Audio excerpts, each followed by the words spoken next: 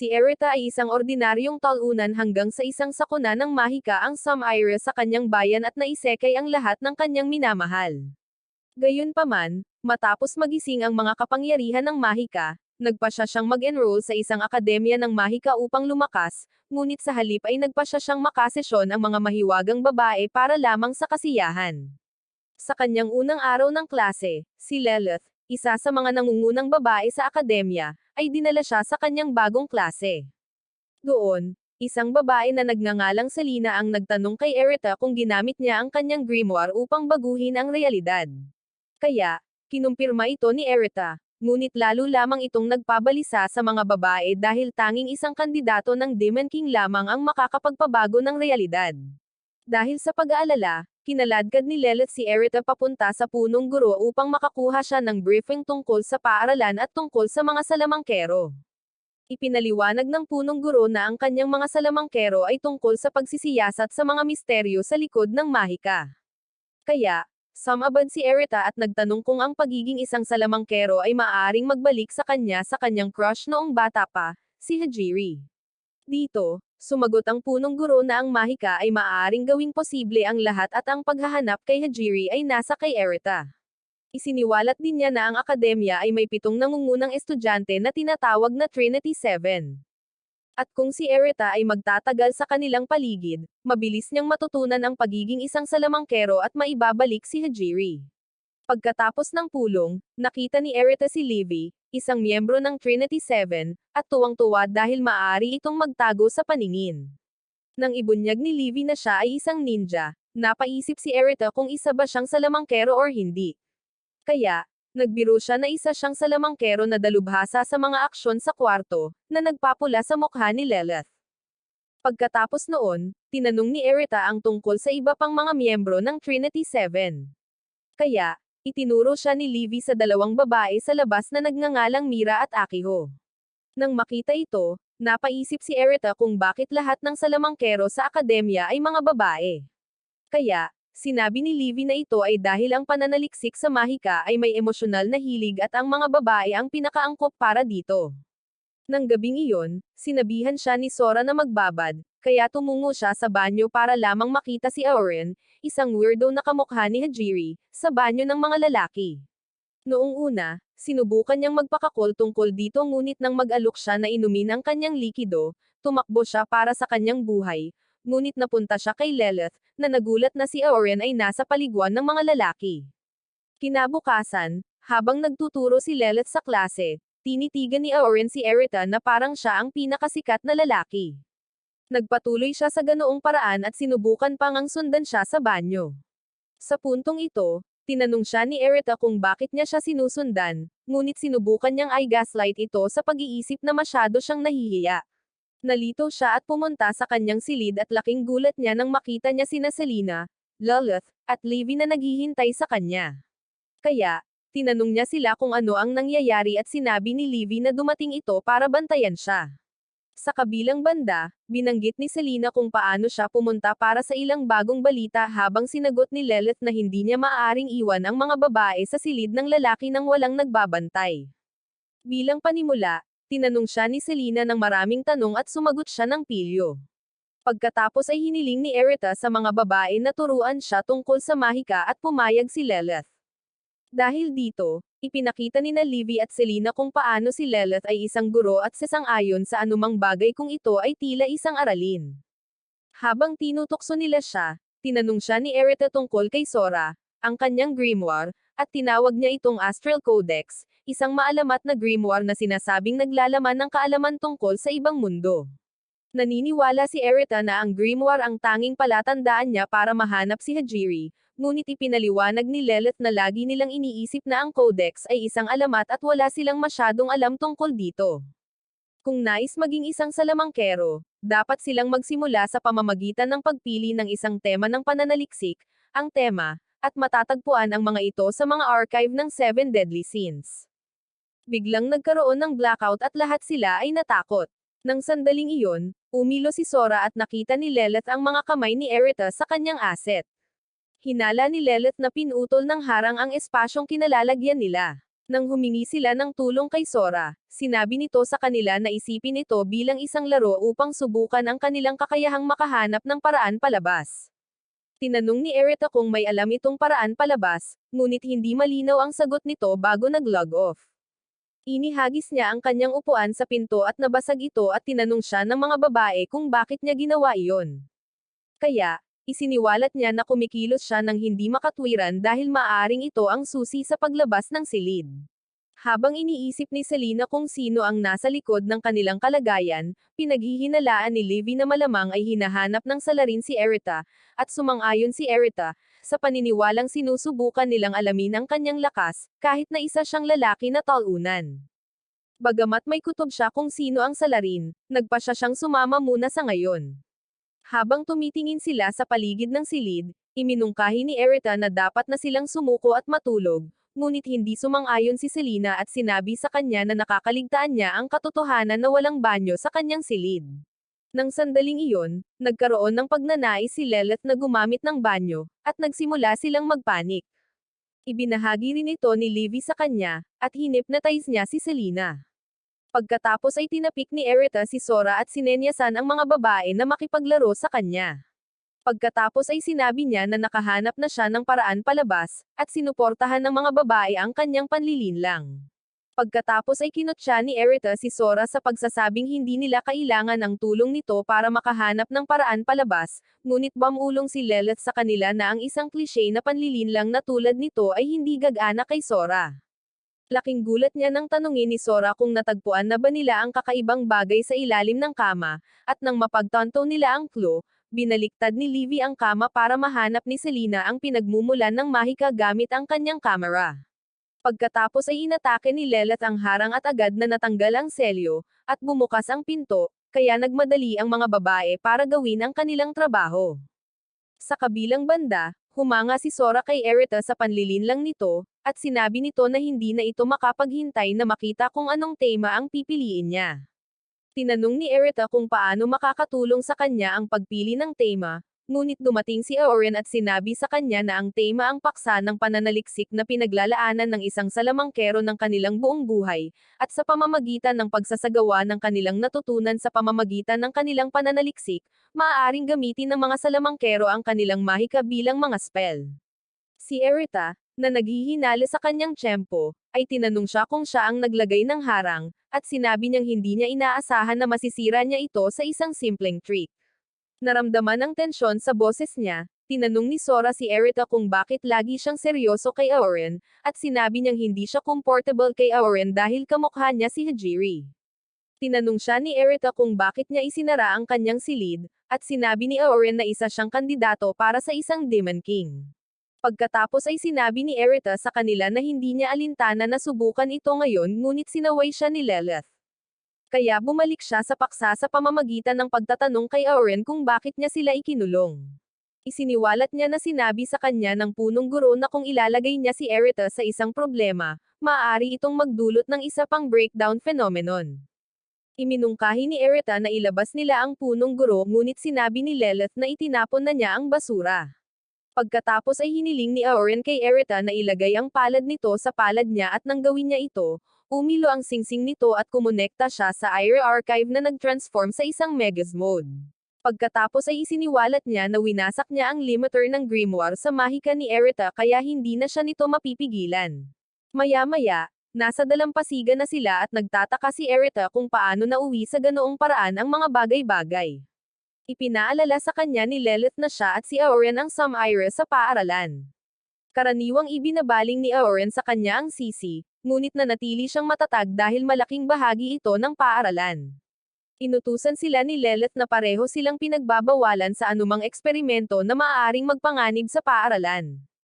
Sa paniniwalang siya ay pinarusahan, tinanong sila ni Erita kung ano ang ginagawa nila sa isang isla sa timog, at isiniwalat ni Lilith na ito ay isang paglalakbay na pinlano ng punong guro noon pa. Ngunit dahil hindi magagamit ang paaralan sa kasalukuyan, isinulong niya ang plano habang inaayos niya ang paaralan. Nang marinig ito, humanga si Erita sa punong guro, at dumating sina Selena at Livy at binanggit na ang weirdo ay isa sa nangungunang 5 salamangkero sa mundo. Nang makita silang nakasuot ng magagandang damit panlangoy, pinuri sila ni Erita. Pagkatapos ay inalis ni Selena ang damit ni Lilith, at binigyan siya ng lalaki ng 10 puntos. Maraming senaryo sa dalampasigan ang pumapasok sa isip niya, at hiniling niya ang kamay ni Lilith para pakasalan. Sinabihan siya ni Lilith na tumigil sa pagbibiro, at nang mabanggit niya ang isang bagay na mas kamangha-mangha kaysa sa isang bikini, inilabas niya ang isang baril at inutusan siyang burahin ang alaala. Noong breakdown phenomenon, sinipa ni Akiho si Erita gaya ng iniutos, at walang bakas niya kahit saan. Sa paniniwalang natatapos na nila ang kanilang mga problema, sinubukan nilang umalis ngunit nagpatuloy ang breakdown phenomenon. Tinanong ni Akiho si Mira kung hindi ba si Erita ang pinagmulan ng breakdown phenomenon, ngunit naniniwala si Mira na isa lamang ang dahilan para dito. Sa ibang lugar, iminulat ni Erita ang kanyang mga mata at naisip kung sa wakas ay umakyat na ba siya tulad ng mga santo. Naglakad siya patungo sa isang kakaibang pinto, at nang buksan niya ito, nakita niya ang isang babae na nagngangalang Yui na tumutugtog ng violin sa isang silid na puno ng mga plushies. Malugod niya itong tinanggap at ipinaalam na kung hindi niya ito niligtas sa huling segundo, malamang ay nalipad na siya palabas ng planeta dahil sa sipa ni Akiho. Pagkatapos ay binuksan niya ang kanyang drawer at ipinakita sa kanya ang nangyayari sa totoong mundo. Doon, binanggit niya na malapit nang mawasak ang paaralan dahil dito. Pagbalik sa paaralan, isa-isa nang nasisipsip ang mga estudyanteng may mas mahinang mahika. Nang makita ito, nanginag ng husto si Livy na parabang nakatayo lang siya. Samantala, sina Akiho, Lilith, at Auren ay nahihirapang harapin ang breakdown phenomenon, at iniisip kung gaano katagal sila tatagal. Nang makita ito, sinabi ni Erita kay Yui na kailangan niyang magmadaling bumalik, ngunit tinanong ni Yui kung alam niya kung paano ihinto ang breakdown. Walang ideya si Erita at sa halip, naramdaman niyang siya ang may pananagutan sa pagsisimula ng kaguluhan. Sinabihan siya ni Yui na isipin kung paano kokontrolan ang phenomenon sa pamamagitan ng paghahanap ng sarili niyang tema at paggamit ng kanyang mahika upang kontrolin ang kapangyarihan. Habang inililista niya ang 7 deadly sins, na nagsisilbing imbakan kung saan niya matatagpuan ang kanyang tema, naalala ni Erita ang tema ni Mira, ang Super Bia, at ipinaliwanag ito ni Yui sa kanya. Nang marinig niya ito, isang ideya kung paano gumagana ang mahika ang pumasok sa kanyang isipan, at napagtanto niya na ang kanyang tema ay kabaligtaran ng kay Mira. Pagkatapos ay hiniling ni Erita kay Yui na pabalaykan siya at nagpasalamat sa tulong nito. Pagbalik sa silid, habang nababasag ang harang ni Mira, nagpakita si Erita sa kanilang kalagitnaan at kinumpirma na ang kailangan lang niyang gawin ay kontrolin ang phenomenon. Hindi sumang-ayon sina Lilith at Mira sa kanya, dahil sa paniniwalang hindi ito posible. Kaya, pinlano ni Mira na tapusin siya ng tuluyan. Sa halip, kinumbinsi siya ni Akiho na bigyan siya ng pagkakataon, at nang gawin niya ito, ipinahayag ni Erita sa kanyang grimoire na ang kanyang tema ay rule. Agad siyang kinilala ni Sora at binago si Erita sa kanyang Magus mode.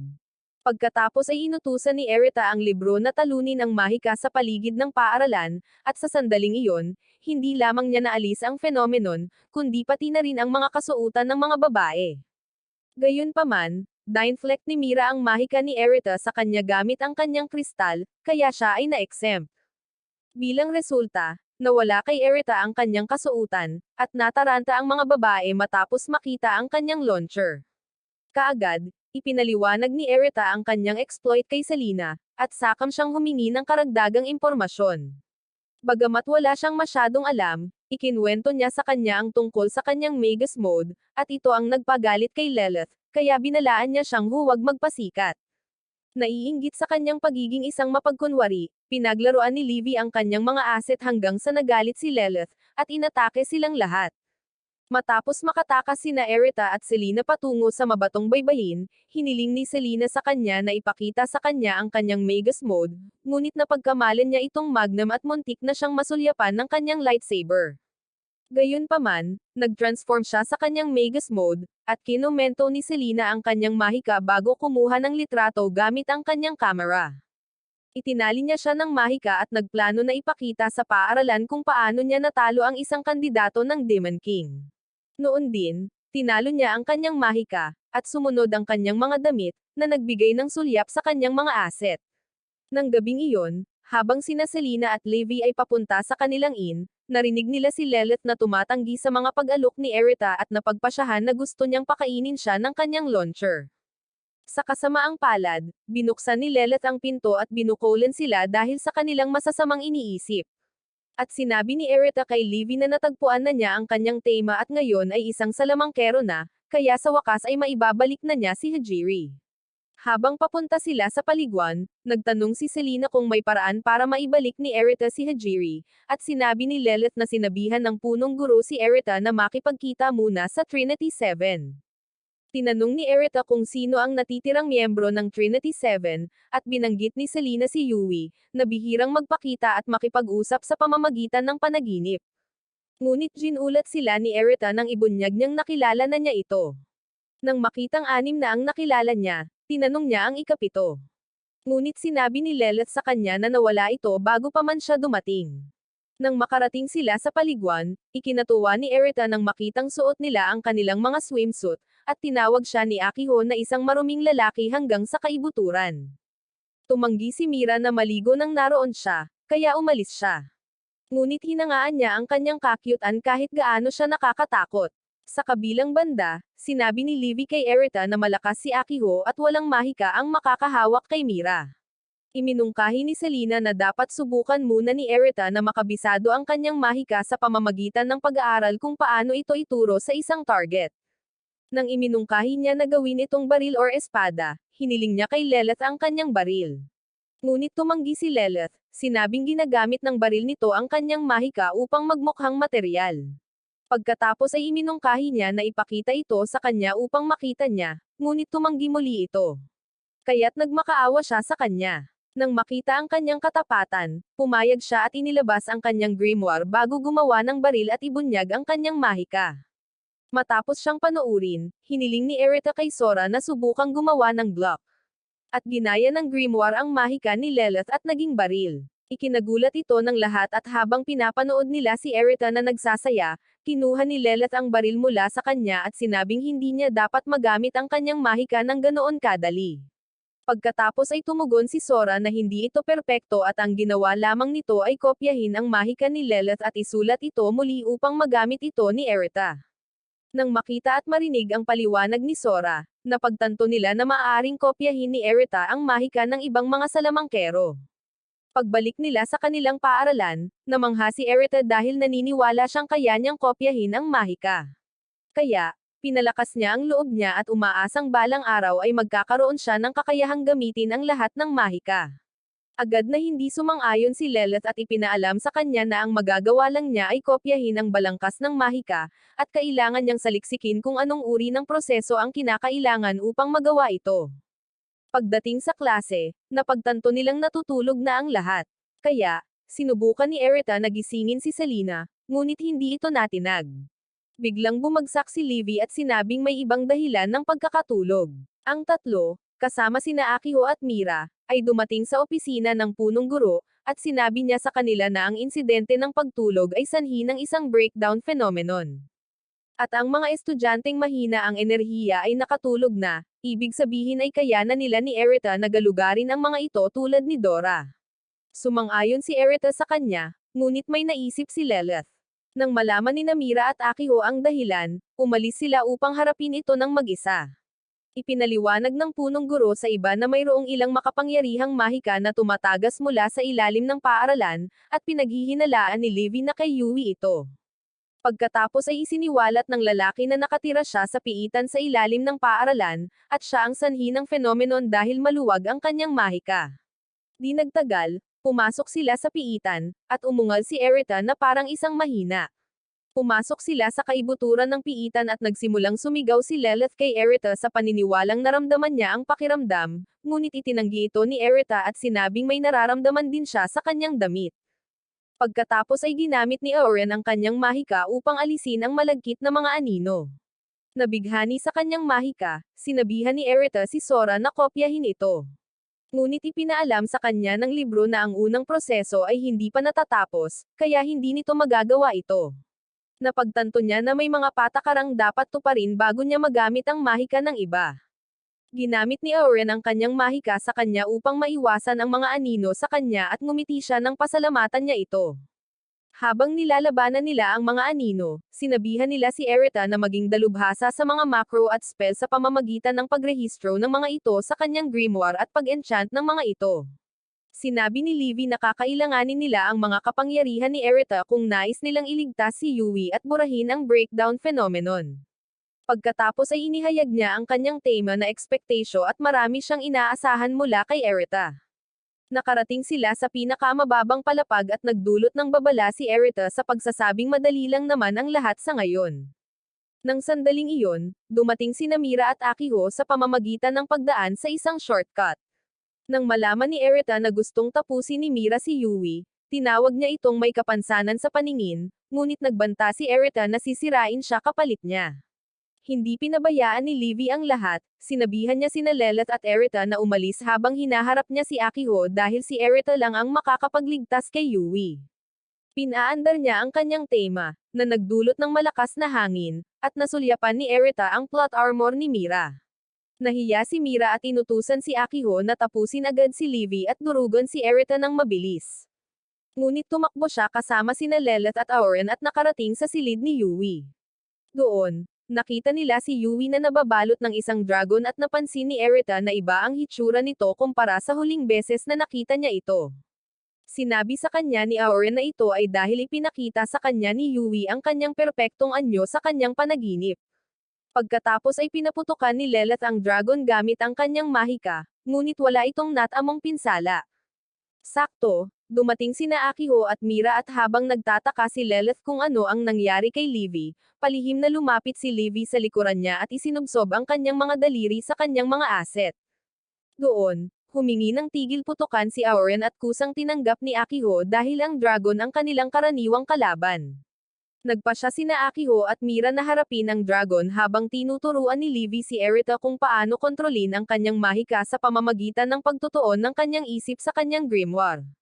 Pagkatapos ay sinabi niya na gusto niyang sumama ito sa kanila at ininas niya ito sa pamamagitan ng paggamit ni Hajiri sa kanyang pag-uusap.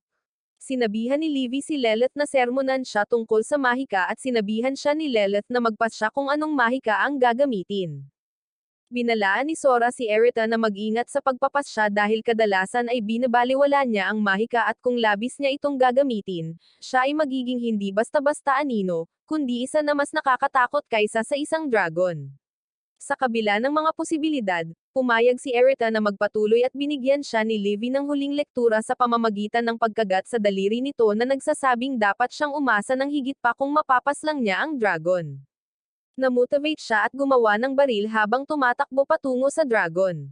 Sinubukan siyang atakihin ng dragon, ngunit pinaputukan niya ito at nadodge ito. Ilang minuto ang lumipas, nagising si Yui at tinawag si Livy at nang makita niya si Erita, tumalon siya rito nang hindi alintana ang pagkahulog ng kanyang mga damit.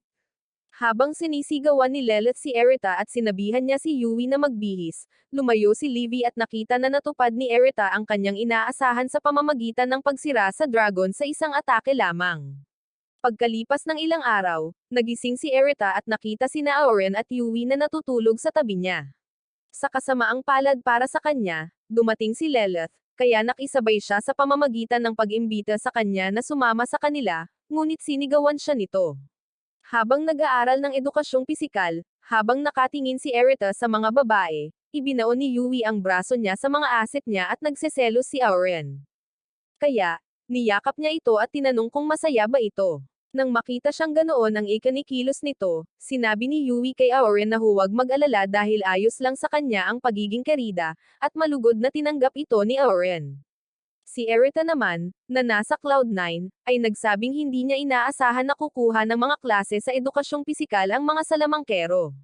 Sa buong kwento, nakatuon ang kanyang mga mata sa hugis ng katawan ni Lilith. At nang dumating si Mira at Akiho, inutusan ni Mira si Akiho na tapusin siya. Sinabi ni Mira kay Yui na pareho pa rin silang mapanganib at hindi niya sila mamasamaing ilabas sa ngalan ng seguridad ng Grim Wars. Nang makita silang lahat na nagkakatipon, kinuha ni Selena ang kanilang mga litrato at pagkatapos ay gumawa ng headline tungkol sa Trinity 7 na nag-aaway para sa rocket launcher ni Erita. Natuwa si Erita sa balita, ngunit dumating si Lilith at pinagalitan sila dahil sa pagiging tamad.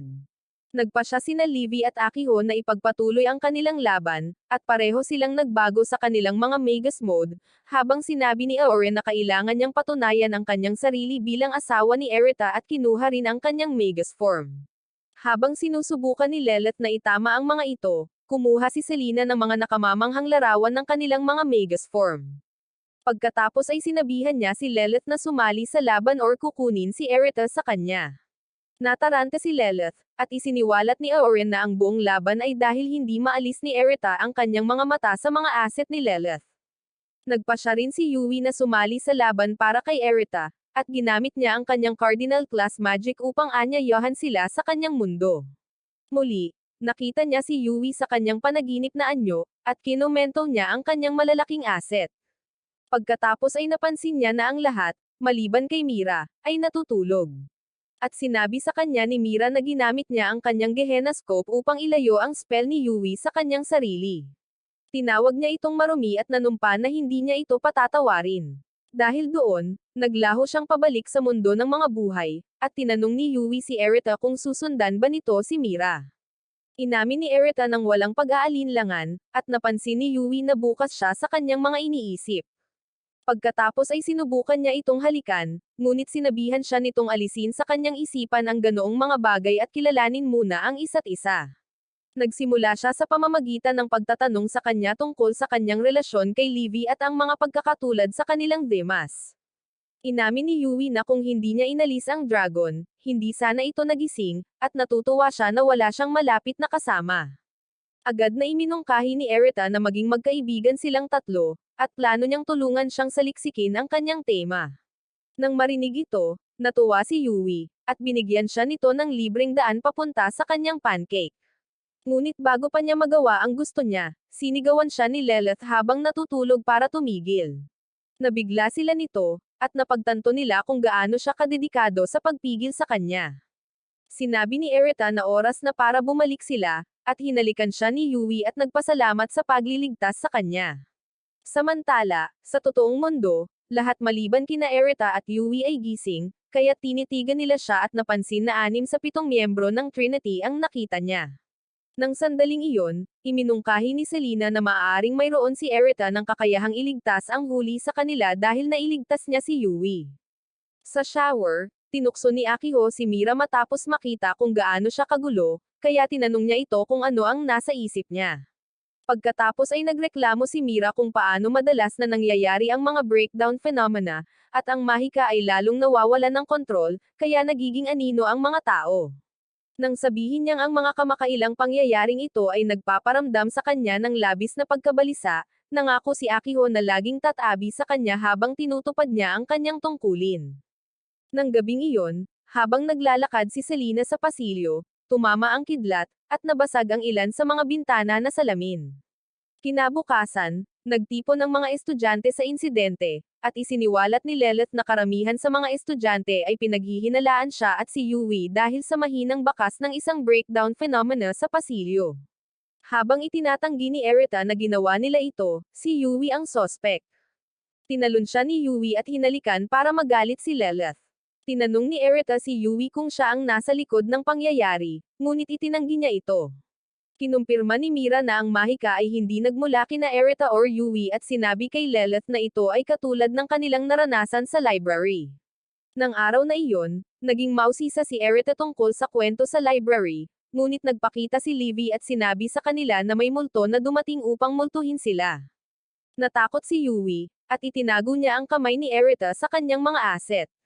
Pagkatapos ay isinalaysay ni Aorin kung paano nagkaroon ng malakas na ulan minsan, at habang ang lahat ay bumalik sa kanilang mga silid upang mag-aral ng mag-isa, isang pares ng kambal ang nagpasya na manatili sa library at mag-aral.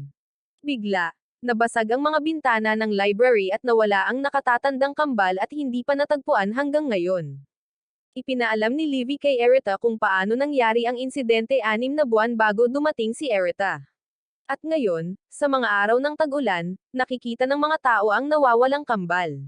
Determinado si Erita na tumulong. Kaya, tulad ni Detective Conan, nagpasya siyang pumunta sa library para mag-imbestiga. Nagulat nang makita sila, Tinanong ni Lilith kung ano ang ginagawa nila sa library at sinabi niya rito na interesado siya sa kaso. Nang marinig ito, nagbanta si Mira na tatapusin siya kung makikialam siya. Ngunit sinabi ni Erita na kung may nangyaring parang breakdown phenomenon, dapat ay naroon siya. Pagkatapos ay nakita niya si Selena sa hindi kalayuan. Kaya, tinanong niya kung sinusubukan nitong makakuha ng impormasyon. Bigla, isang asul na ilaw ang sumilay sa library at agad silang na-teleport sa ibang lugar. Sinuri ni Mira upang kumpirmahin ang kanilang lokasyon at napagtanto niya na sila ay nasa Eternal Library. Kaya, nagtaka si Lilith kung sapilitang na-teleport sila ng isang tao. Nagising si Akiho mula sa kanyang pagtulog at pinayuhan ni Selena si Erita na umalis bago pa man maging masama ang mga bagay-bagay. Pagkatapos lang, isang pag-atake ang lumapit kay Erita, ngunit itinulak siya ni Selena palayo. Noong una, inakala niyang niloko siya ng mga mata nito, ngunit kalaunan ay napagtanto niya na muntik na siyang matamaan ng kamukang kamukha ni Selena, ang kanyang nakatatandang kakambal na nagngangalang Lizeth. Pagkatapos siyang batiin ni Lilith, kinuha ni Lizeth ang kanilang mahika at napagtanto nila na si Lizeth ay naging isang masamang salamangkero. Ikinwento ni Lilith kay Erita kung paano nagsagawa si Lizeth ng mga ipinagbabawal na eksperimento upang kumonekta sa walang hanggang aklatan. At inamin ni Lizeth na hindi niya inaasahan na makikita silang lahat kasama ang kandidato ng Demon King. Sinabi niya na kukunin niya ang lahat ng kanilang mahika. At tinanong siya ni Mira kung bakit siya gumawa ng isang bawal. Sinabi ni Lizeth na ginawa niya ito para sa pananaliksik dahil siya ay isang salamangkero at ang dahilan kung bakit siya sumali sa Grim War Security Team ay upang maranasan ang breakdown phenomenon hanggat maaari. Sinubukan ni Lizeth na atakihin si Erita, ngunit muling iniligtas siya ni Selena at isiniwalat na nakikita niya ang kanyang mga pag-atake. Humanga at kahit na mas marami ang bilang, nag-teleport si Lizeth sa likod ni Selena at kinagat siya sa leeg. Sa pamamagitan ng pagsipsip ng mahika mula sa kanyang maliit na kakambal, ang mahika ni Selena ay lumago ng husto kaya't nag-usbong siya ng mga itim na pakpak, kaya ipinaalam sa kanila na nakuha niya ang elemento ng Demon King na naselyuhan sa walang hanggang aklatan, at isa rin siyang kandidato ng Demon Lord. Nabigla sina Erita at ang mga babae nang malaman na si Lizeth ay isang kandidato ng Demon King. Napagtanto ni Mira ang nangyari, at ipinaliwanag na si Lizeth ay naging isang maruming kandidato ng Demon King. Ipinaliwanag ni Lizeth na ang bawat salamangkero ay kalaunan ay gustong maging kandidato ng Demon King. Gayunpaman, hindi sumang-ayon si Lilith, sinabi sa kanya na ang ganitong uri ng kapangyarihan ay dapat lamang makamit sa pamamagitan ng wastong pananaliksik at pag-aaral. Di nagtagal, sinubukan ni Sora na balaan si Erita na malamang na sapat na ang lakas ni Lizeth para talunin silang lahat, ngunit tumatanggi pa rin ang ating bida na umatras, itinuturo na hindi niya maaaring hayaang nakawin ng iba ang kanyang atensyon. Pagkatapos ay agad niyang inactivate ang kanyang Megas Mode. Laking gulat niya nang mahinahong ibunyag ni Lizeth na sa tuwing ninanakaw niya ang mahika ng isang tao, nakukuha rin niya ang kanilang pananaliksik at kaalaman. Bilang resulta, naiintindihan niya ng maayos kung paano gumagana ang mga kapangyarihan ni Erita. Sa halip na umatake, inalok ni Lizeth si Erita ng isang kasunduan, hiniling dito na makipagtulungan sa kanya.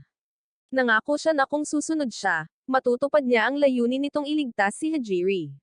Nang marinig ang tungkol kay Hajiri mula sa kanya, nawalan ng balanse si Erita. Pagkatapos ay nag-teleport si Lizeth papunta sa harap ni Erita at patuloy na sinusubukang hikayatin siya. Samantala, sinubukan ni Livy at Akiho na gamitin ang pagkakataong ito upang mag-atake ng palihim kay Lizeth, ngunit walang kahirap-hirap silang natalo ng kanyang mahika. Pagkatapos, bago pa man makapag-react si Erita, bigla siyang hinalikan ni Lizeth. Pagkatapos ay napaluhod si Erita habang nararamdaman niyang mabilis na bumababa ang kanyang mahika. Sa kabilang banda, si Lizeth ay lumalakas habang hinihigop niya ang mana ni Erita. Matapos nakawin ng ilan sa kapangyarihan ni Erita, nagpa siya si Lizeth na subukan ang kanyang mga bagong kakayahan. Itinoon niya ang kanyang mga kapangyarihan sa mga babae at tulad ng inaasahan niya, pinunit niya ang lahat ng kanilang mga damit. Gayunpaman, halos hindi napigilan ni Mira ang pag-atake habang iniiwasan ito ng tuluyan ni Livy. Sinabihan ni Mira si Livy na panatilihing abala si Lizeth habang sinusuri niya ang kanyang mahika. Direktang inatake ni Livy si Lizeth, ngunit mabilis na naging isang panig ang laban at madaling nakakuha ng kalamangan si Livy. Pagkaraan ng ilang sandali, sa wakas ay nakapag-ipon si Mira ng sapat na kapangyarihan, kaya't inactivate niya ang kanyang Gehenna Scope sa pag-asang mabura si Lizeth. Nilamon ng pagsabog ang lugar, ngunit nang mukhang nanalo na sila, nagpakita si Lizeth sa itaas nila at sinubukang atakihin si Mira.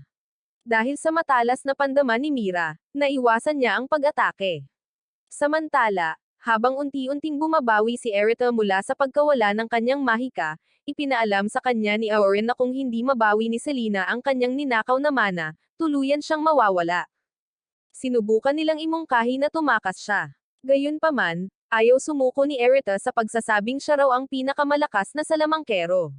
Nang marinig ito, kinutya ni Lizeth si Erita tungkol sa kagustuhang iligtas si Hajiri gayong hindi niya man lang mailigtas ang sarili, ngunit ito ang naging motibasyon niya habang lumalakas siya sa pag-alala sa lahat ng mga sandaling kasama niya ito. Sa sandaling iyon, muling umatake si Livy na ikinagulat ni Lizeth.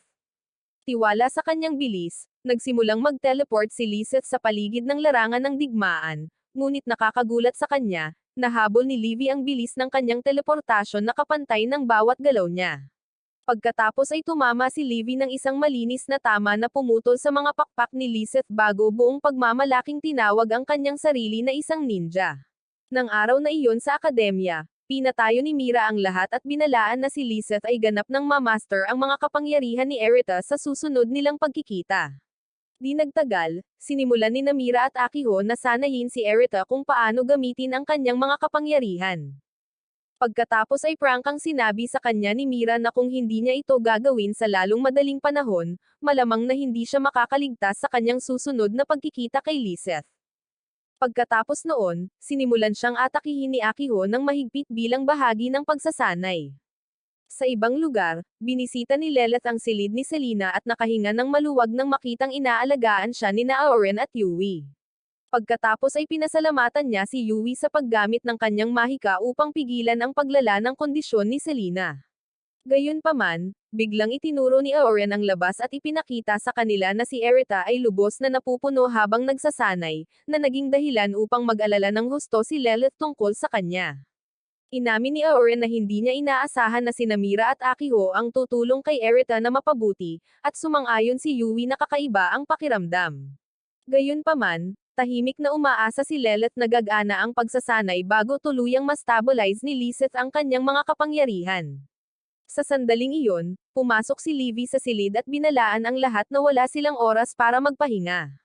Sa labas, sinipa siya ni Akiho ng mataas sa ere. At nang matambas siya, aksidente niyang nahawakan ang mga aset ni Mira habang sinusubukang pigilan ang sarili. Nang mapagtanto ang kanyang ginawa, sinubukan ni Erita na humingi ng tawad, ngunit nauwi pa rin sa pagharap sa mga bunga ng kanyang mga ginawa. Sa kabila nito, pinuri siya ni Akiho sa pagbawas ng pinsala mula sa kanyang pag-atake. Sinabihan ni Mira si Erita na tumigil sa pag-iwas tulad ng dati niyang ginagawa dahil ang pag-iwas sa mga pag-atake ay sumisira sa layunin ng pagsasanay. Nagprotesta si Erita na literal siyang masasawi kung susundin niya ito, ngunit nananatili pa rin si Mira sa kanyang mga gawain. Ipinaliwanag ni Akiho na kailangang matutunan ni Erita kung paano palakasin ang kanyang katawan gamit ang mahika kung gusto niya ng pagkakataong talunin si Lizeth. Ipinaalala niya sa kanya na ang kanyang mga kapangyarihan ay kakaiba, kaya kailangan niyang matutunan kung paano ganap na kontrolin ang mga ito sa halip na umasa sa likas na ugali. Halos kaagad pagkatapos noon, biglang nagsimulang mabasag ang mga bintana ng akademya. Ilang sandali pa, nagpakita ang mga anino sa buong akademya, ginugulo ang mga estudyante at ninakaw ang mahika sa pinakakakilakilabot na paraan. Dahil dito, napilitan ang punong guro na makialam, ngunit sa halip na magmukhang nag-aalala, tila nasasabik ito na parang isang taong matagal nang naghahangad ng aksyon. Nagpakita sa likuran niya, isiniwalat ni Lizeth ang kanyang intensyon na nakawin ang mahika ng punong guro bilang regalo sa pagtatapos. Pagkatapos ay ginawa niyang lektura ang buong sitwasyon habang tinuturuan niya siya sa mga dahilan kung bakit siya masyadong mahina para madaig siya. Pinalaki ni Lizeth ang kanyang mga pakpak at bumagsak sa kisame ng akademya. Ngunit, ang tanging reklamo ng punong guro ay ang katotohanan na siya ang mananagot sa mga pagkukumpuni mamaya. Sa wakas ay napagtanto kung sino ang kanyang kaharap, inamin ni Lizeth na ang punong guro ay isang paladin, isang mage na nasa antas ng Grandmaster. Sa sandaling iyon, bigla niyang nakita ang isang higanteng mala-anino na figure na nakatayo sa likuran niya. Nilinaw nito na kahit ang isang tulad ni Lizeth ay minamaliit kung gaano talaga siya kalakas. Sinabi ng punong guro kay Lizeth na ang figure sa likuran niya ay ang kanyang grimoire, ang Solomon's Gate. Sinabihan niya itong huwag itong titigan ng matagal. Kahit ang mga matataas na uri ng mage ay nabaliw matapos itong tingnan ng matagal. Nang mapagtanto niyang wala siyang pagkakataon laban sa punong guro, nagpa siya si Lizeth na magpalit ng estratehiya. Ibinunyag niya ang kanyang mga asset sa kanya, at gaya ng inaasahan, ang lalaki ay tumatakbo patungo sa kanya na naglalaway na parang isang paslit. Pagkatapos ay ginamit niya ang pagkakataon upang patalsikan siya sa gusali. Napansin ni Namira, Akiho, at Erita ang fenomenon ng pagkasira at napagpasyahan na umaatake na si Lizeth. Sinabi ni Mira kay Erita na kailangan niyang mabilis na malaman kung paano gamitin ang kakayahan ni Akiho, kung hindi ay wala na silang pagkakataon. Bigla, sinabi ni Sora kay Erita na natapos na nito ang prosesong kailangan para kopyahin ang kakayahan ni Akiho noon pa man. Bigla itong nag-anyong Hajiri. Samantala, mula sa silid ni Selena, kung saan nagtatago ang mga babae, naramdaman ni Aorin na may isang taong may dakilang mahika ang napaslang. Kaya, agad nilang napagtanto na ang punong guro ay naligaw ng landas. Bigla, sumugod si Lizeth papasok sa gusali, ngunit nahuli sa isang bitag na lubid na inihanda na ni Livy para sa kanya. Ngunit agad siyang kumawala. Lumapit siya kay Selena, ang kanyang kapatid na nakahiga sa kama, at sinabi sa kanya ang tungkol sa kanyang intensyon na gawin din siyang isang masamang salamangkero ngunit tutol si Selena dito. Sa halip, nagmungkahi siya ng isang paligsahan kay Lizeth, na hinihiling na kung matalo siya ni Erita, dapat siyang bumalik sa kanila. Habang natutulog muli si Selena, inamin ni Lizeth na huli na para mangako sa kanya ng kahit ano. Bumalik si Lizeth para tapusin ang iba, at napagpasyahan niyang oras na para kainin ang lahat ng kanilang mahika, para kahit ang punong guro ay hindi makalaban sa kanya. Bago pa siya makakilos, isang malaking ahas ang nagpakita mula sa likuran at kinagat ang kanyang kamay. Pagkatapos ay nagpakita si Erita habang sinusubukang pahangin ang babae. Pumasok si Sora sa silid bilang anyo ni Sora Hajiri. Ilang minuto ang nakalipas, sa palaruan, nang makumplito ni Sora ang proseso ng pagkopya ng mahika ni Akiho, sinabihan niya si Erita na ilagay ang mantra sa kung saan sa kanyang katawan, at pagkatapos ay ilagay ang kanyang determinasyon sa mahika upang magamit ito. Binigyang diin na ang mga emosyong inilagay sa mantra ang magkakaroon ng pinakadirektang epekto sa output nito. Pagkatapos ay ipinagkatiwala ni Akiho ang kanyang spell, Conception, sa kanya bago agad na nahimatay pagkatapos. Pagbalik sa silid ni Selena, sinubukan ni Erita na maglunsad ng isang pag-atake kay Lizeth, ngunit ang kanyang pang-itaas ay lumuwag, na naglantad sa kanyang mga asset. Pagkatapos ay hinampas ni Lilith si Erita, tinanong kung iyon ba ang kanyang target sa buong oras. Sinubukan ni Erita na itanggi ito, ngunit ang posibilidad ay laban sa kanya dahil inakusahan siya ni Livy na gustong makita ang buong Trinity 7 na nakasuot ng kanilang mga birthday suit. Inamin ni Lizeth na malakas ang atake ni Erita, at gusto niya itong halikan at bawiin ang kanyang mahika. Bilang tugon, muling tinawag ni Erita ang ahas, at sinabi sa kanya ni Sora na ang kailangan lang niyang gawin ay hawakan ang mga asset ni Lizeth gamit ang kanyang mantra, at kainin ang elemento ng kanyang Demon King. Sinubukan ni Erita na hawakan ang mga asset ni Lizel, ngunit naiwasan niya ang atake nito gamit ang kanyang teleportation. Pagkatapos ay nagsimula siyang mag-teleport sa paligid ng lugar sa napakabilis na bilis, at sa kabila ng kakayahan ni Sora na mahulaan ang kanyang mga galaw, kahit siya ay hindi makasabay. Sinubukan ni Lizeth na magpa-atake ng biglaan kay Erita, ngunit salamat sa enchantment na ginamit niya upang palakasin ang kanyang katawan, ang atake ay walang pinsalang natamo. Nang makita kung paano siya nagsisimulang mahulog sa kawalan, sa wakas ay nag-lock-in na si Lizeth. Sa kanyang Megas mode, ginamit ni Lizeth ang kanyang trump card, isang sikretong pamamaraan na tinatawag na Veil Pior, na idinisenyo upang lubos na pabagalin ang oras para sa lahat maliban sa gumagamit. Sa kabutihang palad para kina Erita at Sora, habang ang lahat ay natigil sa oras, nakatakas sila sa epekto ng pamamaraan. Nagsimulang magyabang si Lizeth kung paano niya nakuha ang ganap na kontrol sa oras at maaaring kunin ang mahika ni Erita kung nais niya. Dagdag pa niya na pinapanatili lamang niya ang oras ni Erita upang maaari niya itong kotsain ng ilang sandali bago gawin ang anumang gusto niya sa kanya. Sinabi ni Erita kay Sora na mayroon siyang ideya tungkol sa uri ng lakas ng loob na nais niyang ilagay sa mantra. Sumugod siya kay Lizeth para umatake ng harapan, ngunit ang talunan ay nanigas din tulad ng iba. Si Lizeth, na gumamit ng napakaraming mahiwagang kapangyarihan para makumpleto ang teknik, ay nagpa siya na gawin ang kanyang makakaya para mabawi ito. Hinalikan niya si Erita, umaasang agad na nakawin muli ang kanyang mahiwagang enerhiya. Ngunit sa kanyang pagkagulat, mabilis na nagbago ang lahat. Napaluhod siya, umuungal sa sakit. Pagkatapos ay napagtanto niya na inilagay ni Erita ang mantra sa kanyang dila ng maaga dahil inaasahan niya na may mangyayaring ganito. Ang elemento ng Demon King sa mga asset ni Lizeth ay agad na pumutok. Nakakagulat, niyakap ni Erita si Lizeth at sinabi sa kanya na gusto na nilang lahat siyang bumalik at ayaw na nilang manatili pa siya sa malungkot na itim at puting mundo. Nang marinig ang kanyang mga salita, umiyak si Lizeth, ikinwento sa kanya kung paano niya hindi na maiiwan ang kanyang kasalukuyang mundo. Ipinaliwanag ni Sora na ang panganib na kaakibat ng huling sagisag ni Lizeth ay ang pagkakulong niya sa mundo kung saan nakapirmi ang oras. Dahil sa inis, tinanong ni Erita kung bakit niya gagamitin ang ganoong uri ng mahika, ngunit sumagot si Lizeth na tulad ni Hajiri, gagawin ng isang salamangkero ang lahat para sa kanilang layunin sa pananaliksik. Hinalikan muli ni Lizeth si Erita, nagpapasalamat sa pag-aalaga sa kanya. Inamin niya na kung mayroon siyang laging nagmamalasakit sa kanya tulad niya, malamang na hindi siya napunta sa ganitong sitwasyon. Pagkatapos ay itinulak niya ito palayo at nagpaalam. Sinubukan siyang pigilan ni Erita sa pag-alis, ngunit sinabi niya sa kanya na huli na ang lahat.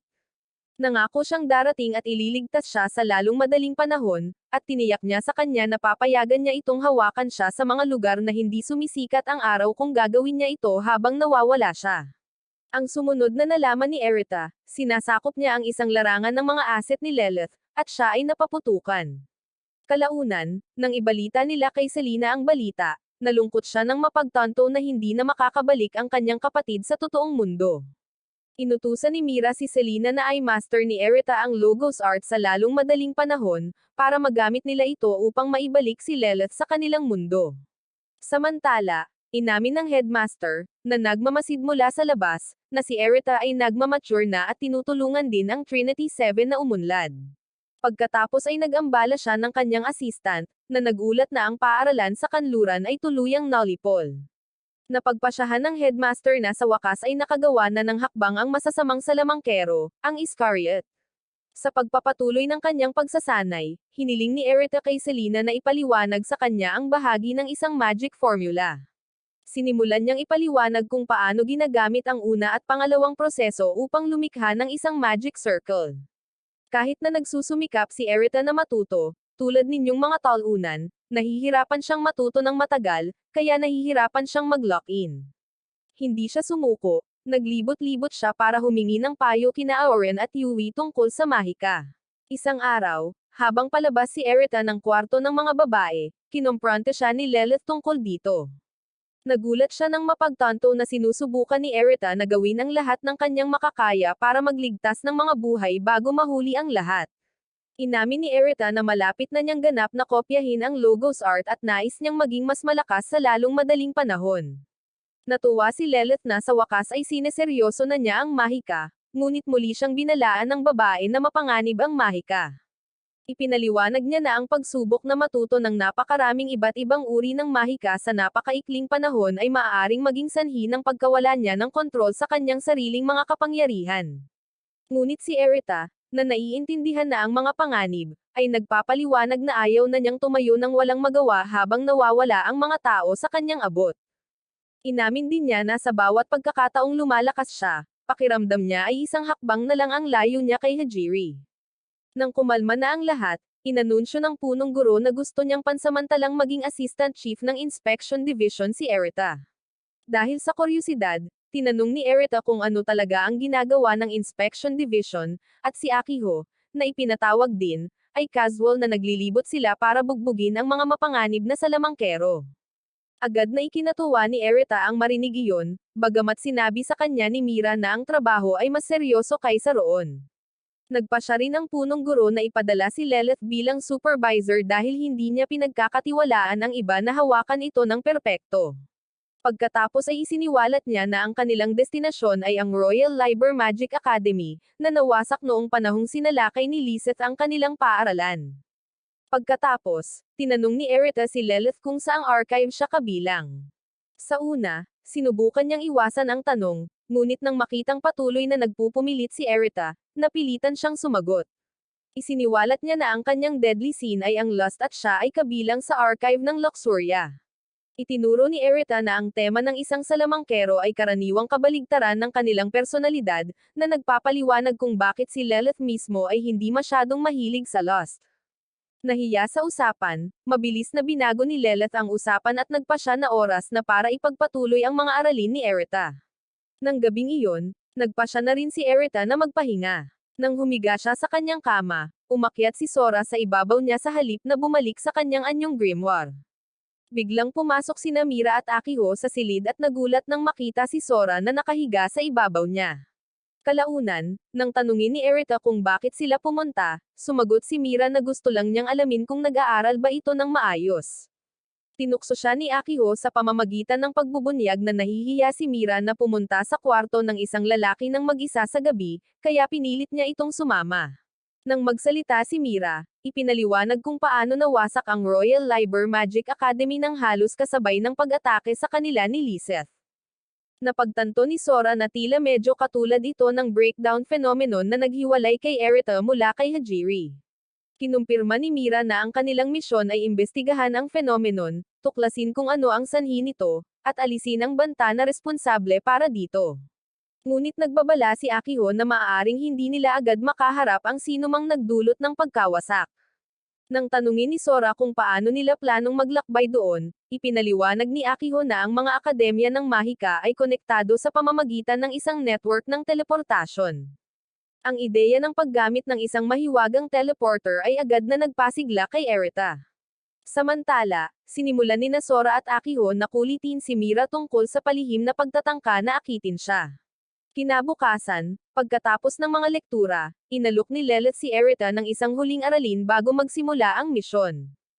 Di nagtagal pagkatapos, nagpahinga si Erita sa isang mainit na bukal kasama ang lahat maliban kina Akiho at Mira, na pumunta sa ibang lugar. Di nagtagal, hiniling ni Lilith kay Erita na sumunod sa kanya sa ibang lugar.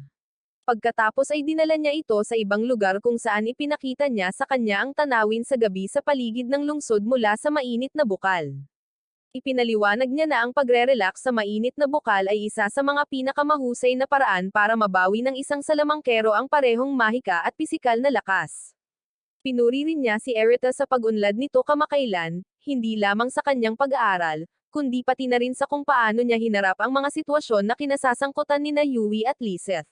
Habang tahimik na nanunood ang iba mula sa malayo, biglang inihagis ni Sora ang isang dahon na humiwa sa swimsuit ni Lilith, na tumambad sa kanya ang kanyang asset. Dahil sa kahihiyan, inilabas ni Lilith ang kanyang block at muling pinaputukan siya. Di nagtagal pagkatapos, nagtipon ng grupo kasama ang punong guro upang maghanda para sa teleportasyon. Napagtanto nila na malamang ay may isang taong sumusubok na pakialaman ito para pigilan silang makarating. Habang nag-aalala sila na ma-teleport sa ibang lugar, tiniyak sa kanila ng punong guro na isinakripisyo niya ang kanyang pagmamalaki sa ligtas na paghahatid sa kanila doon. Bagamat inaamin niyang maaaring medyo hindi tumpak ang mga coordinate ng landing. Ilang sandali pa, sa wakas ay nagtagumpay ang teleportasyon. Dumating sina Erita, Mira, at Sora sa harap ng isang napakalaking gusali ng paaralan, kaya inakala nilang maayos ang lahat. Agad na napansin ni Sora na ang mahika sa lugar ay halos kapareho ng kanyang sariling mahika sa pagtatayo ng mundo.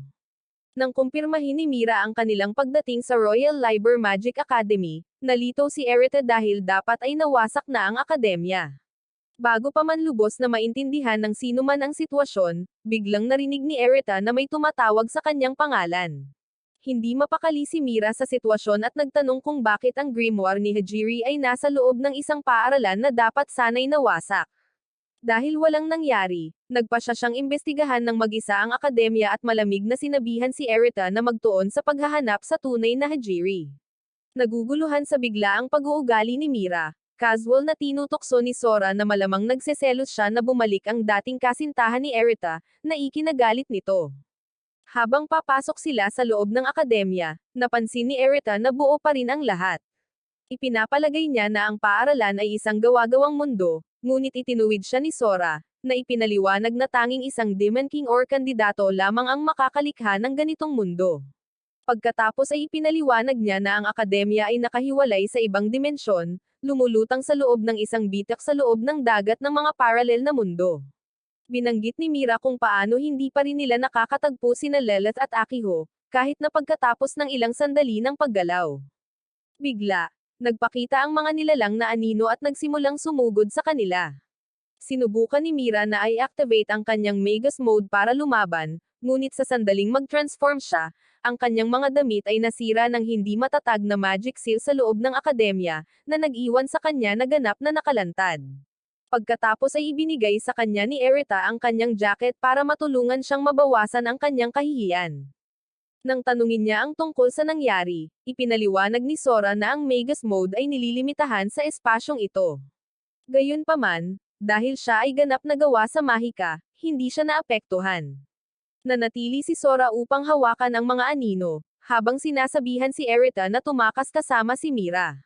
Pagkatapos ay binuhat ni Erita si Mira at tumakbo, habang si Sora ay nag-iisang humarang sa mga kalaban.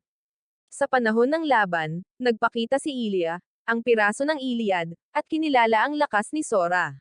Mahinahon niyang sinabi kay Sora na gaano man siya kalakas, ang domain na ito ay pag-aari niya at siya ang may kalamangan. Samantala, narating ni Erita at Mira ang isang selyadong pinto, kaya napagtanto nilang nakulong sila.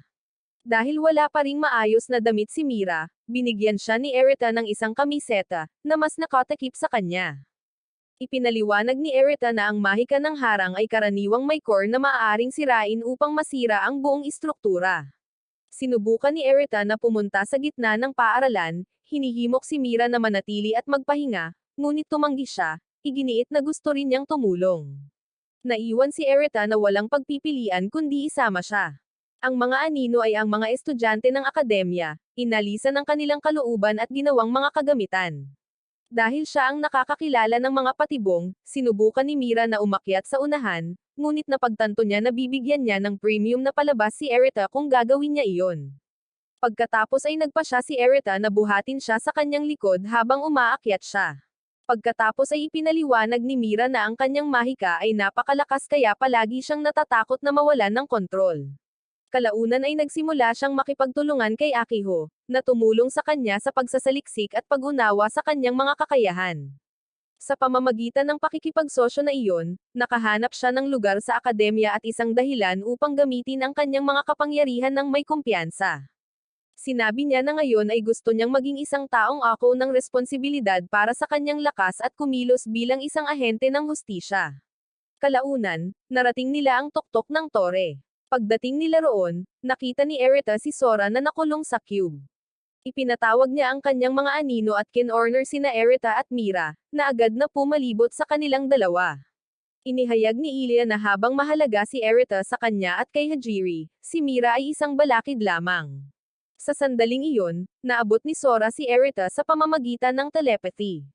Ipinaliwanag niya na ang cube ay direktang nakaugnay sa core ng harang at patuloy na inuubos ang kanyang mahika.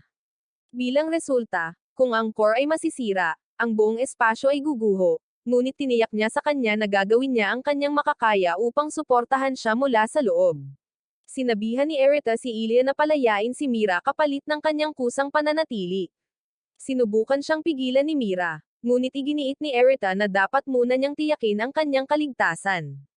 Pagkatapos ay sinabihan niya siya na maghanap ng paraan upang matulungan siya pagkatapos makatakas. Tinanong ni Erita kung masasawi si Sora kung mananatili siya sa loob ng cube, ngunit ipinaliwanag ni Ilia na siya ay isang grimoire at ang mga grimoire ay hindi tunay na nasasawi. Nawawala lamang ang mga ito kung sila ay ganap na nakalimutan. Tumanggi si Erita na tanggapin iyon, sinasabing si Sora ay masyadong masigla para makalimutan. Pagkatapos ay nagtanong si Erita tungkol kay Hajiri, tinatanong kung talagang plano nitong sirain ang mundo. Pagkatapos ay nagulat siya nang sabihin sa kanya ni Ilia na ang kasalukuyang Hajiri ay hindi na ang parehong taong kilala niya. Ipinaliwanag niya na ang tunay na layunin ni Hajiri ngayon ay burahin ang mundo kasama ang lahat ng kasinungalingan sa loob nito. Pagkatapos ay pinagtaksilan ni Ilya si Erita, inatake si Mira sa kabila ng kanyang pangako. Sinubukan ni Erita na makialam, ngunit pinigilan siya ng ilang mahiwagang baging. Inihayag ni Ilya na inaasahan niyang mag-uusap sina Erita at Sora at sinabing tumatanggi siyang hayaang may ibang makalapit sa kanya. Inamin niya na kumikilos siya batay sa kanyang nararamdaman at hindi niya hahayaang makialam. Biglang napagtanto ni Sora na ang cube ay umuubos ng kanyang mahika gaya ng nilalayon, na ginagawang permanenteng pinagmumulan ng enerhiya siya. Sa proseso, patuloy siyang kinukutya ni Ilya, sinasabing kalaunan ay magiging wala na siyang iba kundi isang walang kwentang relikya. Napilitan si Erita na panoorin si Sora na nauubos habang siya ay nananatiling walang kapangyarihan. Pagkatapos ay nagalit si Erita at isang napakalaking pag-agos ng kapangyarihan ang sumabog mula sa kanya habang siya ay nagbabago sa kanyang tunay na anyo, ang nakatagong kandidato ng Demon King sa loob niya, ang Astral Trinity.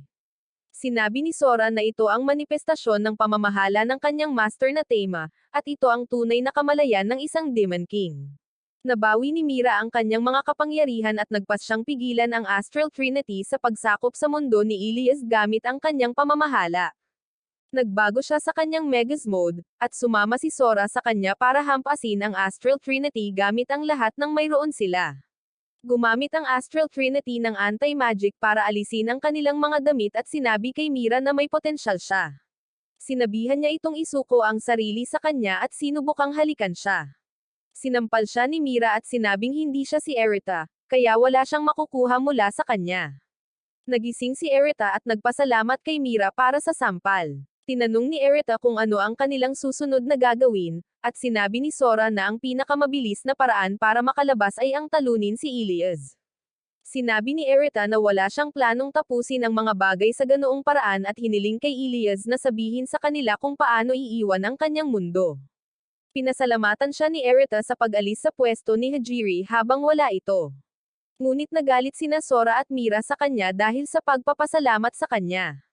Humingi ng tawad si Ilias at sinabing wala na sa kanyang kontrol ang lugar. Sinabi ni Sora na may kinalaman ito sa itim na araw na ginawa ni Erita at sinimulan ang kanyang mga kapangyarihan bilang isang Demon King.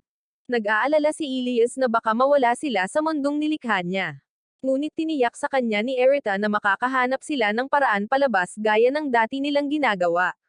Pinagsama ni Erita ang dalawang macro, ang realize at conception, at lumikha ng isang baril. Nagulat si Sora na kaya nang pagsamahin ni Erita ang dalawang macro. Pinagsama nila ang kanilang mahiwagang kapangyarihan, at hiniling ni Erita kay Ilias na maging kaibigan niya sa totoong mundo. Niyakap siya ni Ilias, at naramdaman ni Erita na ang kanyang mahika ay nagiging kalmado at matatag. Sinabi ni Ilias na ibinigay na niya kay Erita ang lahat ng kanyang mahika, at ang pantulong na mahika ang kanyang espesyalidad. Sina Erita, Sora, at Mira ay nagpaputok ng kani-kanilang mga mahika sa itim na araw at sinira ito. Bumalik sina Erita at Mira sa totoong mundo, at nakita nila sina Lilith at Akiho na tumatakbo patungo sa kanila. Nawalan ng malay si Erita sa mga asset ni Lilith, at sinabi ni Mira na hindi niya mapigilan dahil naging Demon King siya at naubos ang kanyang mahika pagkatapos. Tinanong ni Akiho si Mira kung kailan niya sinimulang tawagin si Erita sa kanyang unang pangalan, at nagsimulang mamula si Mira. Iminungkahi ni Lilith na bumalik sila sa kanilang paaralan, at sumang-ayon si Akiho. Kinarga ni Akiho si Mira sa kanyang likod, ngunit napansin ni Lilith na si Erita ay mayroon ng dalawang grimoire at naramdaman niyang may nagmamasid sa kanila. Si Hajiri at dalawa pang salamangkero ay nanunood mula sa itaas, at sinabi ni Hajiri na malamang na sila ni Erita ay magiging magkaaway. Sinabi ni Akiho na si Erita ay ganap nang wala sa mahika, at hindi rin siya nakakaramdam ng anumang mahika mula sa kanyang mga grimoire. Sinabi ni Mira na ito ay dahil siya ay naging Demon King, at hindi siya mapipigilan kung tuluyan siyang nawalan ng kontrol. Iminungkahi ni Akiho na tapusin nila si Erita kung ganoon siya kadelikado, ngunit hindi sumang-ayon sina Mira at Lilith. Sinabi ni Lilith na kailangan nilang iulat ang sitwasyon sa punong guro, at tinanong ni Akiho si Mira kung sino ang Samaira sa Libra Academy. Sinabi ni Mira na naniniwala siyang si Hajiri, ang dating may-ari ng Iliad, ang salarin. Ipinagpatuloy niya na si Hajiri ay isang napakalakas na magus na may kakayahang makipagkontrata sa mga maalamat na grimoire, at maaaring nagkataon lamang nakasama niya si Erita, isang kandidato para sa Demon King. Tinawag ni Erita si Hajiri habang natutulog, at hinawakan niya ang kamay nito. Nagising si Erita at humingi ng tawad kay Hajiri dahil sa hindi paghawak sa kamay nito at pagliligtas sa kanya. Sinabi ni Hajiri na siya ay naging isang salamangkero para lamang iligtas siya, at nagpapasalamat siya. Sinabi ni Erita na gagawin niya ang lahat para iligtas siya, at lalakas siya at mabawi siya. Sinabi sa kanya ni Hajiri na sila ay magkaaway na ngayon, at mas malakas siya kaysa sa kanya, ngunit sinabi ni Erita na siya ay isang kandidato para sa Demon King, at sisiguraduhin niyang maaabot ng kamay niya ang kamay nito. Sinabi ni Hajiri na hihintayin niya ito, ngunit sinubukan niya itong tapusin gamit ang kanyang mahika.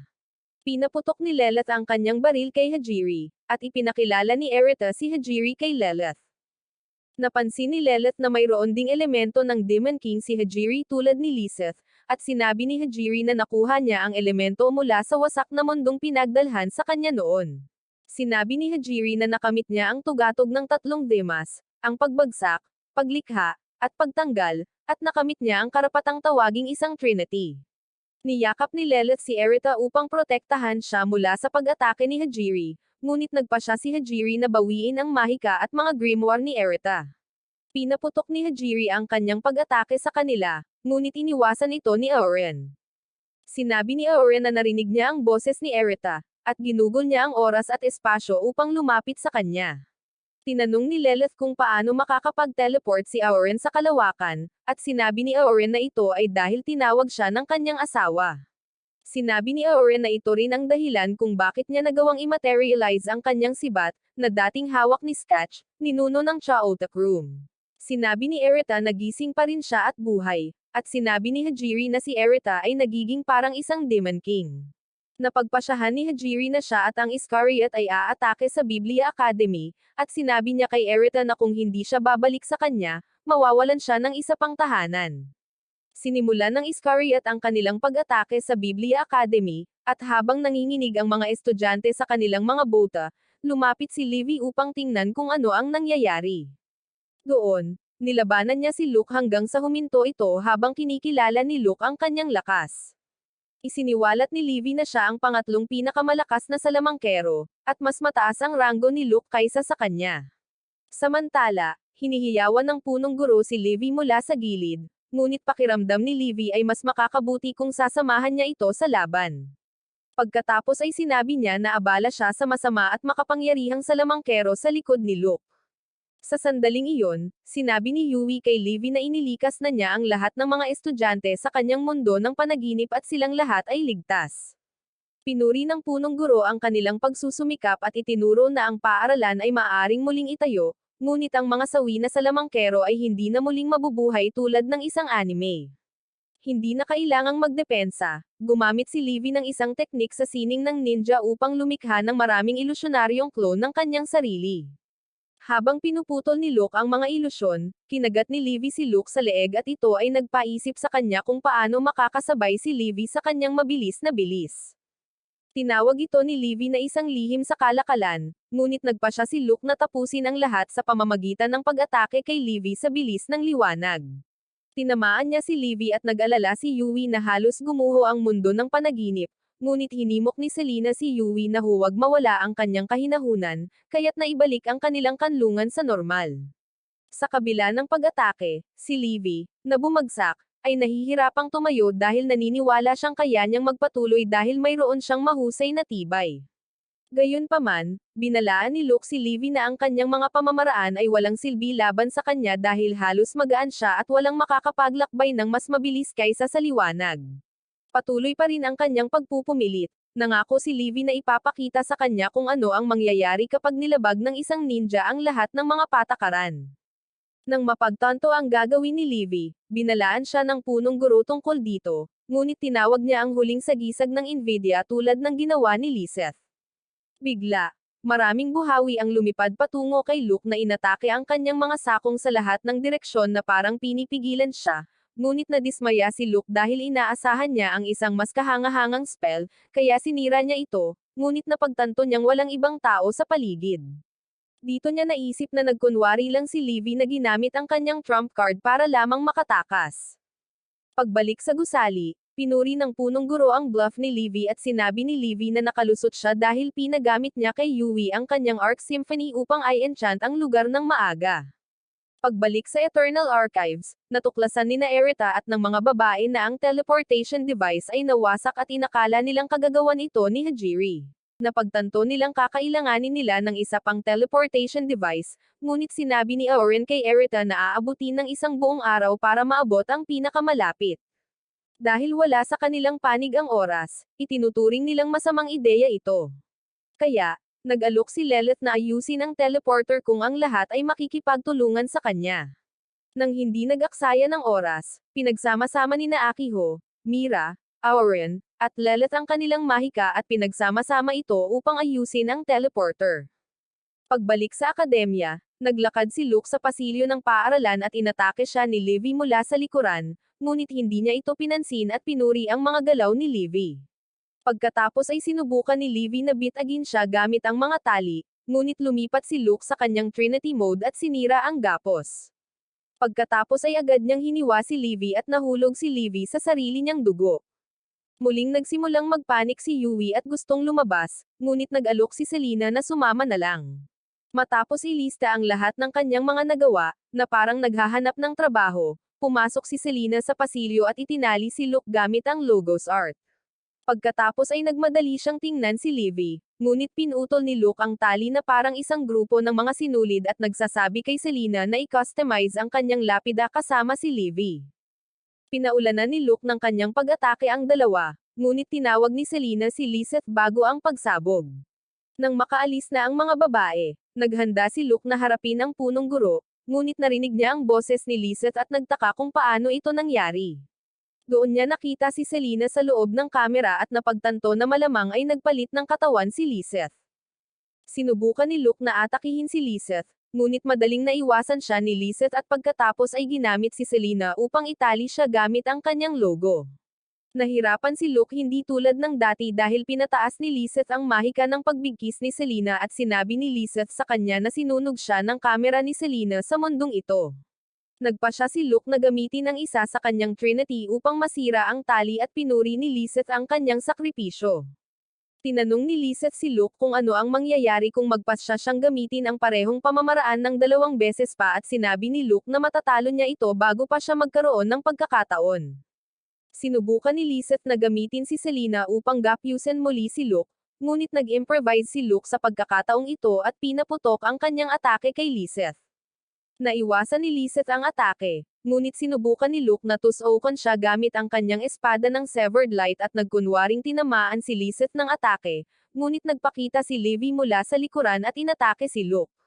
Sinabi ni Lizeth kay Luke na sinusubukan niyang pagalingin si Livy, hindi ang pagkuha ng litrato. Patuloy na ipinaliwanag ni Selena kung paano nila naayos si Livy at pinuri ang pagtutulungan ng kambal. Nakita ni Luke na nawala sa kanya ang 2 sa kanyang mga mythical na armas at inamin na hindi niya kayang manalo sa laban. Kaya, binuksan niya ang isang portal at dumaan dito si Hajiri. Tinanong ni Hajiri kung bakit nasa mabuting panig si Lizeth, isang masamang salamangkero, at sinabi ni Lizeth na nawala sa kanya ang kanyang minamahal na kandidato para sa Demon King. Ipinaalala sa kanya ni Hajiri na nagyelo siya dahil naniniwala siyang walang kinabukasan ang mundong ito. Sumang-ayon si Lizeth, ngunit sinabing ayaw niyang tumira kasama ang kanyang kapatid sa isang mundong tulad nito at may isang tao sa mundong ito na nagligtas sa kanya at pinagalitan siya. Idinagdag niya na may mga taong gustong bumalik siya at sinusubukan niyang bayaran ang kanyang utang sa mga taong iyon. Sinabi sa kanya ni Hajiri na sila ay masasamang salamangkero at hindi nila pinapatawad ang mga mangangalakal. Ngunit sinabi ni Lizeth na siya ay isang masamang salamangkero, kaya wala siyang problema sa pagtataksil sa kanyang kauri. Nagpa siya sina Livy at Yui na tulungan si Lizeth at nagpa siya si Hajiri na tatapusin niya silang tatlo bago maghari ang Demon King sa Trinity 7. Bigla, bumukas ang isa pang portal at bumagsak si Aerita kay Luke. Gaya ng dati, ang kamay nito ay nakaabot sa kanyang asset at ang iba ay bumagsak sa kanya, na nagbibigay sa kanya ng sapat na oras upang malasap ang pakiramdam. Habang sinasalubong sila ni Livy at ng iba pa, sinabi ni Erita kay Hajiri na oras na para lumaban sila at ito ang nagpamula sa kanya. Nagsimula si Erita sa pamamagitan ng paghingi ng isang makasariling kahilingan, na para sa lahat na tulungan siyang maibalik si Hajiri. Nang tawagin siya ni Lizeth, nakilala niya ito sa pamamagitan ng kanyang apela at malalaking asset. Ikinalungkot ni Luke na nahuli, ngunit itinapon na parang basang tissue. Ngunit sinabi ni Livy sa kanya na huwag sumama ang loob dahil ang layunin ni Erita ay makuha ang gusto niya sa lahat ng mga mage. Pagkatapos ay inilabas ni Erita ang kanyang mga grimoire at sinabi ni Hajiri na hindi siya magpipigil dahil hindi pa niya gaanong nababawi ang kanyang mahika. Tulad ng Power Rangers, sina Erita at ang Trinity ay nag-transform sa kanilang Magus mode at ang mga instructor ay nanunood mula sa itaas tulad ng mga coach sa isang laro at isa sa kanila, na nagngangalang Libra, ay nagtanong kung ano ang dapat nilang gawin. Ngunit pagkatapos ay ipinaalala ng punong guro kay Libra na kung maglalaban sila, guguho ang mundo. Tumawa si Libra at iminungkahi na dapat silang kumuha ng kanilang popcorn at masiyahan sa palabas. Dahil sabik, nagpustahan sila upang makita kung sino sa mga kandidato ng demonyo ang mananalo. Sinimulan ni Hajiri ang kanyang pag-atake, ngunit ipinakita ito ni Mira gamit ang kanyang puting universe spell at sinabing natapos na niya ang pagsusuri sa Trinity Demas ni Hajiri. Pagkatapos ay inamin ni Hajiri na ang magulong rune na ginagamit niya ay hindi gaanong epektibo laban sa Gehenna scope ni Mira. Sinubukan ni Akiho na atakehin si Hajiri mula sa itaas, ngunit nakapasok si Luke sa pagitan at hinaranggan ang atake gamit ang kanyang espada. Nabasag ang espada ni Luke at naisip niya kung natalo ba siya, ngunit pinatunayan ito ni Akiho sa kanya sa pamamagitan ng pagtama sa kanya sa pader at pagbasag sa talim ni Luke. Ang buong galaw ay naging posible dahil sa Arc Symphony ni Yui na pinalakas ng mantra enchant. Sinubukan ni Lizeth at Levi na sabay na atakihin si Hajiri, ngunit naitaboy niya ito gamit ang isang spell na sinasabi niyang magagamit para sa opensa at depensa. Habang nakikipaglaban, nag-uusap sina Livy at Auren habang naghahanap sila ng mga paraan para malagpasan ang magic circle ni Hajiri. Kalaunan ay nangako si Livy na gagawa ng daan para kay Auren at sumama si Lizeth sa kanya para atakihin si Hajiri. Naunawaan ni Hajiri ang kanilang plano at sabay-sabay na pinaputukan ang tatlo sa kanila.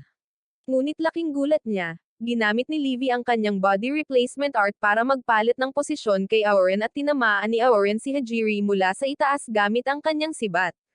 Bagamat sinusubukan ni Hajiri na magtiis, binigyan ni Auren sina Erita at Lilith ng pagkakataon at nagpasalamat sila sa lahat para sa kanilang tulong bago pinaputukan ng dragon ang baril ni Lilith kay Hajiri. Sinubukan ni Hajiri na itaboy ang atake, ngunit napagtanto niyang luto na pala siya. Tinamaan siya ng atake at nawalan siya ng hangin. Kaya binuhat siya ni Erita at sinimulan niya sa pamamagitan ng pagpuri sa kanya para sa kanyang sorpresang atake at inamin na minamaliit niya siya. Pagkatapos ay isiniwalat niya ang katotohanan ng kanilang mundo simula noong siya ay nilamon ng breakdown phenomenon na nilikha ni Erita. Noon, siya ay itinapon sa labas ng mundong ito sa isang lugar ng kawalan. Doon niya pinanood siyang gayahin ang mundo at manirahan dito kasama si Erita. Ngunit pagkatapos ay nagkaroon siya ng pagkakataong makita ang mundo mula sa labas.